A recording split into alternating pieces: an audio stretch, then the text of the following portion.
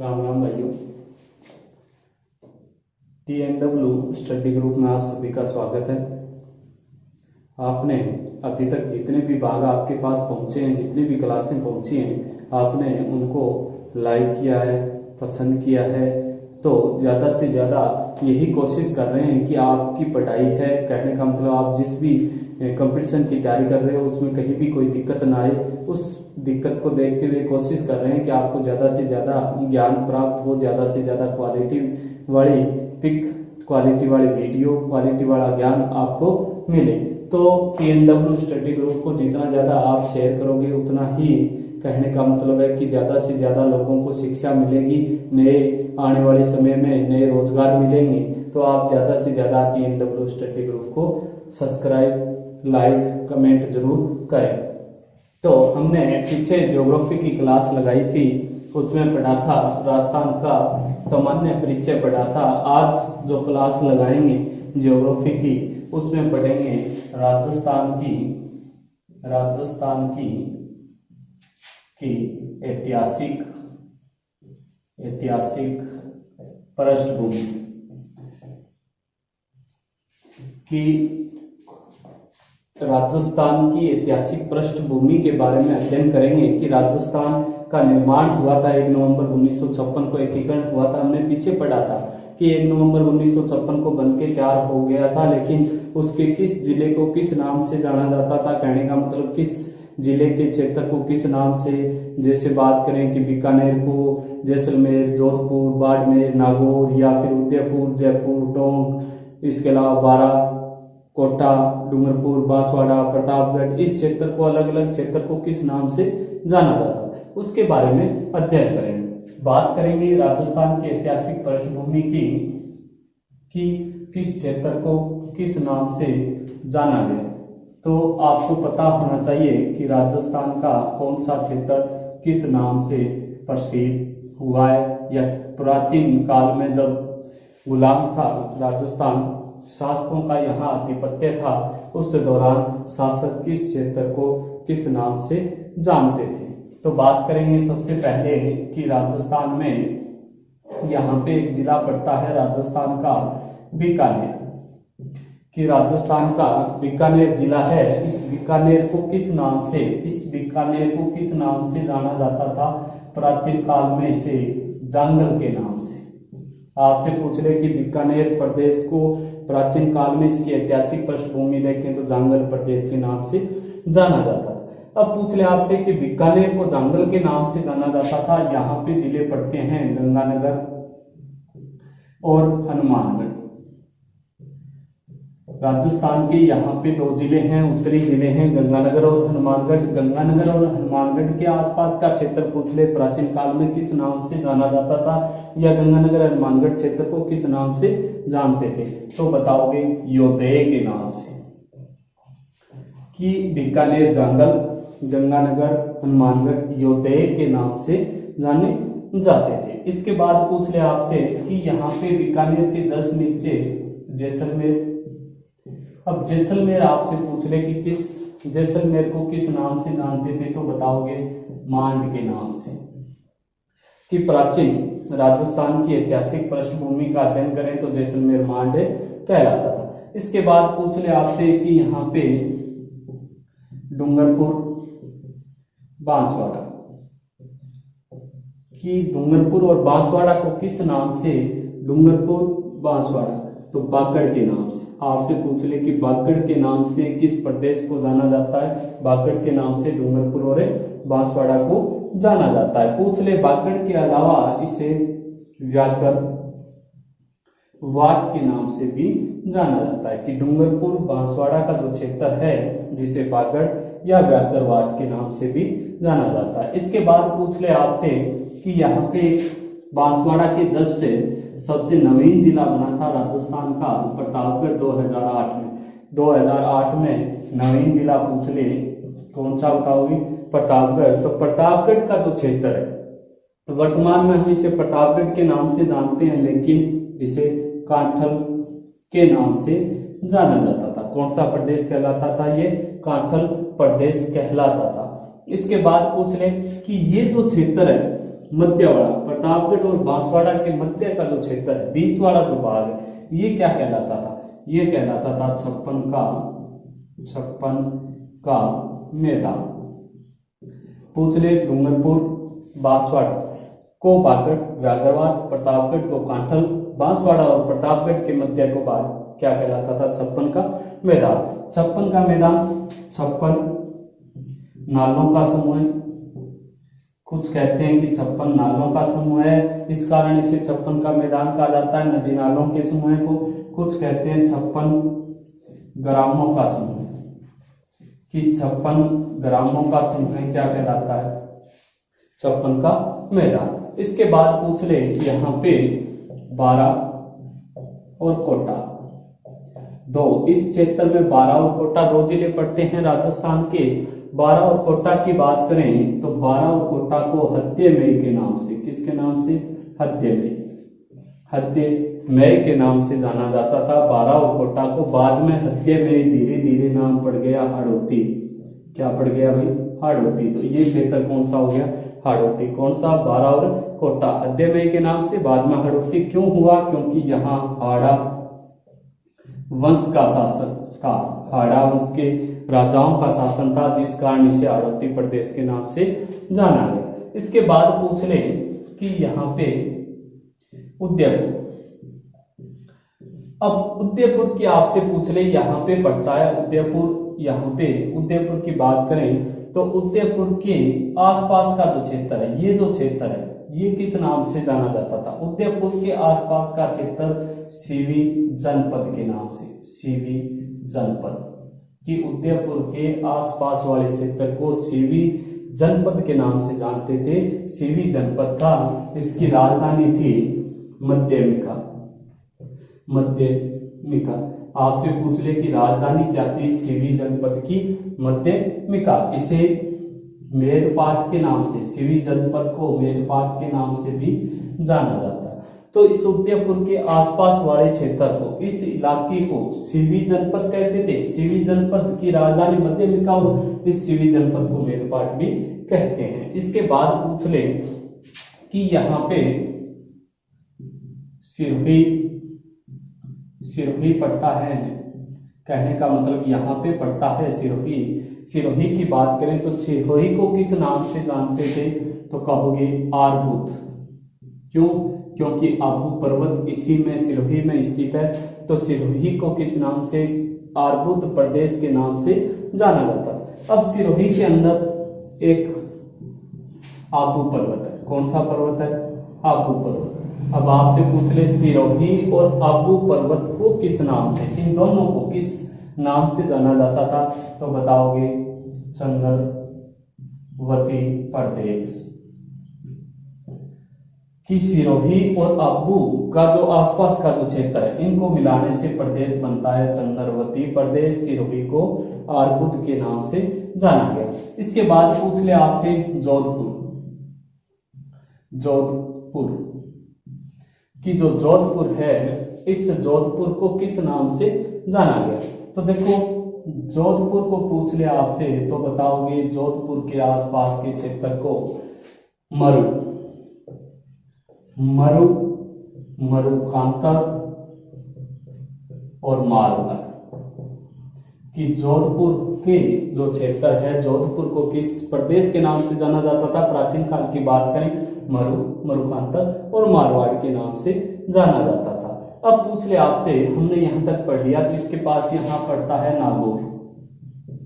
नागौर की बात करें, इसकी बात करें, नागौर को किस नाम से जाना जाता था? अही छतरपुर। अब आपसे पूछ ले कि नागौर को किस नाम से? अही छतरपुर। प्राचीन इसका नाम, राजधानी भी अही छतरपुर थी, या इसका प्राचीन नाम भी अही छतरपुर था। अब देखो इसके बाद जोधपुर को मरुखांतर मारवाड़। अब पूछा जाता है बीकानेर के आसपास के क्षेत्र, इस यहाँ पे इस क्षेत्र को जोधपुर और जैसलमेर के साथ सीमा बनाता है, इधर गंगानगर इनके साथ जो सीमा बनाता है, इस क्षेत्र को जाना जाता था सपातलक्स। कि बीकानेर को जंगल और जंगल और उसके आसपास, बीकानेर के आसपास क्षेत्र को किस नाम से जाना जाता था? सपादलक्स के नाम से जाना जाता था। अब पूछा जाता है आपसे कि हमने पढ़ा जोधपुर, जोधपुर के पास जिला लगता है यहाँ पे पाली।